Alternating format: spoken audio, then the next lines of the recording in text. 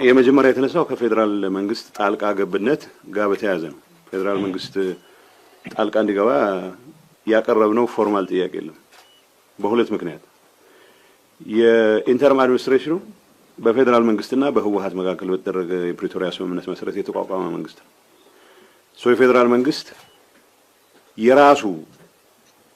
በራሱ ተሳትፎ በራሱ ፈቃድ የተቋቋመ መንግስት አደጋ ላይ በሚወድቅበት ጊዜ አደጋውን የመቀልበስ ግዴታ ይኖርበታል። ሌሎች ክልሎች የክልል አቅም የሚባለውን ሁሉም አይነት ኢንስትሩመንት ተጠቅመው አንድ ነገር መቆጣጠር አቅቶኛል በሚሉበት ሰዓት ምክር ቤት ጠርተው የፌደራል መንግስትን ጣልቃ እንዲገባ ይጠይቃሉ። አሁን ባለንበት የትግራይ ሁኔታ በእንደዚህ አይነት መልኩ ተሰብስቦ ጥያቄ ሊያቀርብ የሚችል ምክር ቤትም የለም። ያ ማለት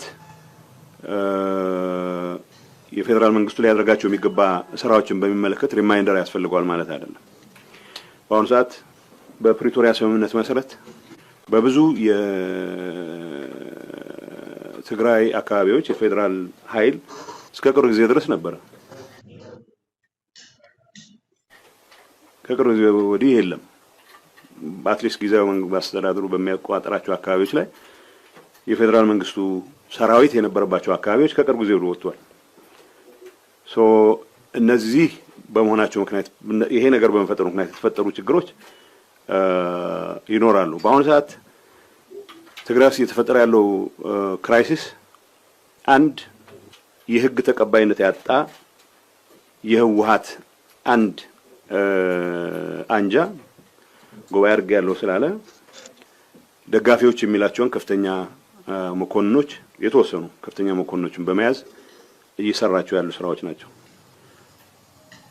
ይሄንን ስርዓት ማስያዝ በሚደረግ እንቅስቃሴ ውስጥ ጊዜያዊ አስተዳደሩ ውስጡ ያለውን አቅም ለመጠቀም የሚያስችለው እድል ነው እየተነፈገ የመጣው። በዚህ ሰዓት የፌደራል መንግስቱ ይሄንን ለማረም አግባብነት ያላቸውን እርምጃዎች መውሰድ አለበት ስንል ጦር አዝምቶ ጦርነት ይቀስቅስ እያልን አይደለም።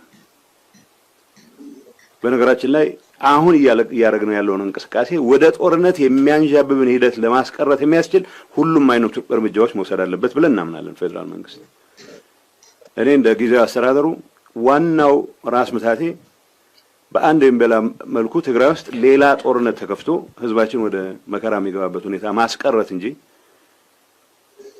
ኑን ንግጠም ብለህ መሟገት አይደለም። ግን እንግጠም እያለ እየፎከረ ያለ ኃይልን አደብ ለማስገዛት ፌደራል መንግስቱ መግለጫ መስጠትም ሌሎች ከዛ በላይ መሄድ ያለባቸው እንቅስቃሴዎች ካሉ የኔ ግብዣ ያስፈልጋል የሚል እምነት የለኝም። ምክንያቱም የጊዜያዊ አስተዳደሩ የፌደራል መንግስቱ ውሳኔ አካል ነው።